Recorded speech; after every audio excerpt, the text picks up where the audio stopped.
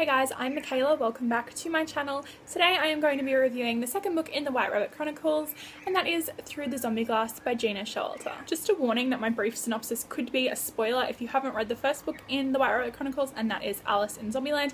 I did a small non-spoiler review at the beginning of my previous video review, and I'll put that down in the description bar below. Through the Zombie Glass opens up a couple of weeks after the incident at Anima Facilities that almost cost Ali her life.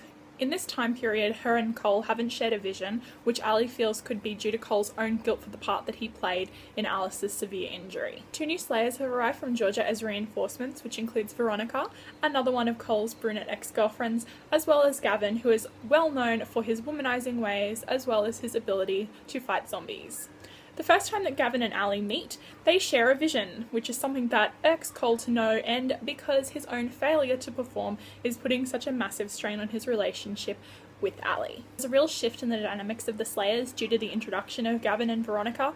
Unlikely friendships are formed, which results in some amazing banter that we've come to know and love from the White Rabbit Chronicles, as well as an old enemy who's trying to make amends and become an ally once more. In an attack where Ali is bitten by a fellow Slayer who already has the harmful zombie toxin in their system, she's unconscious for about a week. When she comes to, she could be more injured than even she herself realizes, with some very serious consequences. This is an incredible second installment. It has even more action than the first book, the same hilarious dialogue between the characters is there, plus the added element of trying to guess who this possible traitor amongst them is adds a little bit of a mystery element, and I can guarantee that the twist is one that even I didn't see coming. If you enjoyed the first book in the White Rabbit Chronicles, Alice in Zombieland, you are sure to be impressed with Through the Zombie Glass. And if you were sort of okay with the first one, you're not too sure about continuing on with the series, I urge you to pick up this book. It definitely picks up the pace, it's a lot darker, we find out more about the characters, and it gets even funnier. I think that it's absolutely fantastic, and like I said before, there's even more action in this second book. If you haven't read the book, I'm really sorry, this is where we're going to have to say goodbye, but if you have and you'd like to hear some of my thoughts on some of the things that happen in this book because you just know that it was drama, then stick around because it's going to happen now. So if you're leaving, bye, hope you have a really good day or night wherever you are in the world, and if not, let's go. Okay, first of all, if this was a literal book title, it would be Cole Holland has his period for the first half, and then the second half would be Cole does some really creepy shit to try to get Ali back. Let it be said that I love Cole. Cole is like my #1 book boyfriend, but in this book, you were a dick, Cole. You were wrong, and you were living in a wrong world doing wrong things, being wrong. So enjoy being wrong, because I didn't enjoy it at all. Shocked when he broke up with her. I didn't see that coming. I just thought that Cole was going to be like, I'm dark and broody. But no, he had to go one step further and completely decimate probably the best relationship that he's ever had in his entire life. All because he was just being stupid and stubborn, and then that thing happened with Veronica and I was like, judging you. I was just, I was not okay with it at all. So Cole in this, you lost a lot of points and I didn't like it. It didn't make me happy at all. But then in the second half of the book, when he was doing all of those other really weird things, like he'd show up at Ali's house and he would thrust gifts in her face like a stuffed alligator toy, and he's just like, and then stalk off all surly because that's just the only way that Cole Holland walks. He's just, man, period. He should have just sat down and watched some you know, Real Housewives or something and chilled for a while. Just chill, bro. Kenzie proves in this book that she is the greatest character of this entire freaking series.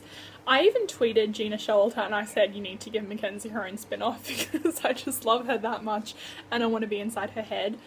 But I think that she really showed that she's very mature in the respect that after Cole and Ali broke up, and instead of going to Ali and saying, I told you so, she just became a friend because she understood what she was going through, and that really public breakdown of the relationship and the fact that Ali was now going through what Mackenzie had to go through and still having to see Cole to deal with him. You know, Cole's their superior basically, he's the leader of the crew of the zombie slayers. And then also having to see Cole with Veronica, I think that That made Ali very sympathetic towards Mackenzie's own feelings, just because that's what Mackenzie would have had to have gone through when Ali joined their group of Slayer friends. Dustin coming back and wanting to make amends with the Slayers to try to retrieve Jacqueline, but not telling them at first, really gave me a lot of respect for the character. And on that note, they should have just told Reeve. I am the most honest person in the world. I could never tell a lie like that to my friends, even if it was for their safety, even if their parents were threatening all of this, it's still her safety. She needed to know that, and it ended up that she was the one who basically sold them all out, and that wasn't good at all. So if they should have done anything differently, they should have just told Reeve straight away and told her not to tell her dad. If anyone's going to be lying, it should have been Reeve to her father, because she had every right to know, because the boy that she was in love with was involved in this, and Kat knew, and Ali knew, and everyone else that Reeve hung out with. So keeping her in the dark was just the stupidest thing that they could have done. If you have read Through the Zombie Glass or any of the books in the White Rabbit Chronicles, let me know in the comments down below. I've got my Twitter and my Instagram there as well, so if you want to follow me on that, let's chat, let's do it. I'm ready for it.